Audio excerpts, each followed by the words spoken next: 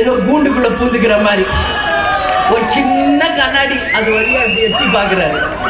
என்ன ஓ மக்கள் தானே, உன்னைய தானே பார்க்க வந்திருக்காங்க, நில்ல மேல நில்ல ஒரு 4 மணி நேரம். என்ன போயிடும் என்ன போயிடும்? சாப்பிடாம தண்ணி குடிக்காம வெயில்ல குழந்தை குட்டிய தூக்கிட்டு பொம்பளை பிள்ளைங்க நிக்கிறாங்கல்ல ரோட்ல, அந்த பொறுப்பு உங்களுக்கு வேண்டாமா? விஜய் செய்த தவறு நான் சுட்டி காட்டணும் கண்டிப்பா. விஜய் குறித்த நேரத்தில் அங்க வரவே இல்லை. இது முதல் தவறு விஜய் செய்தது. ஏன் வரல? உங்களை பார்க்க காலையில 9 மணில இருந்து மக்கள் நிக்கிறாங்கல்ல, சாப்பிடாம தண்ணி குடிக்காம வெயில்ல குழந்தை குட்டிய தூக்கிட்டு பொம்பளை பிள்ளைங்க நிக்கிறாங்கல்ல ரோட்ல, அந்த பொறுப்பு உங்களுக்கு வேண்டாமா? நீங்க வீட்டுல இருந்து கிளம்புறதே தனி பிளைட்ல தான் வரீங்க, அதுவும் 11 மணிக்கு தான் வீட்டுல இருந்தே கிளம்புறாரு. அவன் தப்பு அது. இப்ப பாருங்க 7 மணிக்கு நம்ம வருவோம்னா 7 மணிக்கு வந்து நிற்கும். அதான் தேமுதிக. நீங்க 3 மணி சொல்லுங்க, 3 மணிக்கு முதல் ஆள நம்ம வந்து நிற்போம் இல்லையா?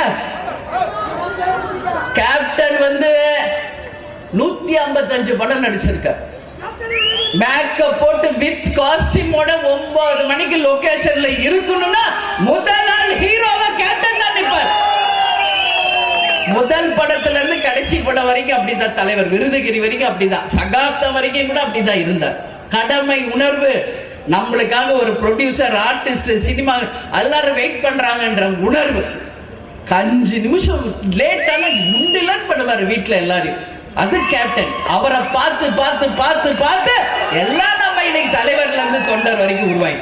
அப்ப இந்த கடமை உணர்வை தவற விட்டது விஜய். அதனால விஜய் இன்னைக்கு ஷூட்டிங் கரெக்டா போயிடுவார், அது எங்களுக்கு தெரியும். நான் தான் சொல்றேன் எங்க வீட்டு பையன் தான் அப்படின்னு, ஷூட்டிங் கரெக்டா போயிடுவார். ஆனா இப்பதான் அரசியலுக்கு வந்திருக்காரு, இப்பதான் முதல்ல வெளியே வர்றாரு அவரு. இது வரைக்கும் அவரை மக்களும் பார்க்கல, அவரும் மக்களை பார்க்கல. சோ லேட்டா வந்தது முதல் தவறு. என் கூட வந்திருக்காங்க இன்னைக்கு 10 பேர் 20 பேர், அவங்க தான் நமக்கு பாதுகாப்பு. நீங்க எதுக்கு அரசாங்க காவல்துறையை நம்பி ஏன் போறீங்க விஜய்? ஏன் இன்னைக்கு வந்து மேல நிக்கிறீங்களே 4 பவுன்சர் உங்களை சுத்தி நிப்பாட்டுறீங்களா உங்க பாதுகாப்புக்கு? உங்களை நம்பி வந்த லட்சக்கணக்கான பெண்கள் ஆண்களுக்கு என்ன பாதுகாப்புக்கு விஜய் கொடுத்தீங்க? என்ன பாதுகாப்பு கொடுத்தீங்க? இன்னைக்கு ஒரு 10,000 பேர் இன்னைக்கு யூனிஃபார்ம் போட்டு நிக்க வைக்க வேண்டாமா?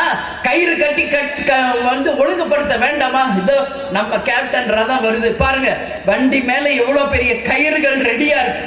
கூட்டத்தை கட்டுப்படுத்த எல்லா இடத்துலயும் நாம தயாரா இருப்போம். யாரையும் அரசாங்கத்தை நம்பி போறது கிடையாது. எதுக்கு வந்து கரூர்ல லைட் ஆஃப் பண்றீங்க? எதுக்கு ஆஃப் பண்றீங்க? அவ்வளவு ஜனம் இருக்குது, யார் சொல்லி லைட் ஆஃப் பண்ணப்பட்டது? இல்ல இல்ல நாங்க ஆஃப் பண்ணல, ஜெனரேட்டர் ஆஃப் பண்றோம். பொய். நாம பார்த்தோமா ட்ரோன் ஷாட், அந்த இடம் தவிர சுத்தி முழுசா இருட்டு, மொத்த கரண்ட் ஆஃப் பண்ணதுனாலதான் அந்த கூட்ட நெரிசல் உருவாச்சு. யார் எங்க போறோம் வரோம் தெரியாம அன்னைக்கு போய் விழுந்தாங்க. அதே மாதிரி இன்னைக்கு உங்களை நம்பி வர்றாங்களே தொண்டர்கள், விஜய் தண்ணி கொடுக்கணுமா இல்லையா? ஒரு சாப்பாடு அவங்களுக்கு தரணுமா இல்லையா? என்ன கொடுத்தீங்க? ஒண்ணும் இல்ல. இப்படி பண்ணா எப்படி? அதனாலதான் அவ்வளவு மயக்கம், அவ்வளவு பாதிப்பு. இது விஜய் பண்ண 3வது தப்பு. உன்னை நம்பி வந்தாங்களே, கொடு சாப்பாடு, கொடு தண்ணி, கொடு பாதுகாப்பு, கொடு. 4வது அவர் செய்த தவறு, பஸ்ஸுக்குள்ள உள்ள பூந்துக்கிறாரு, ஏதோ கூண்டுக்குள்ள பூந்துக்கிற மாதிரி ஒரு சின்ன கண்ணாடி அது வழியா அப்படி எட்டி பாக்குறாரு.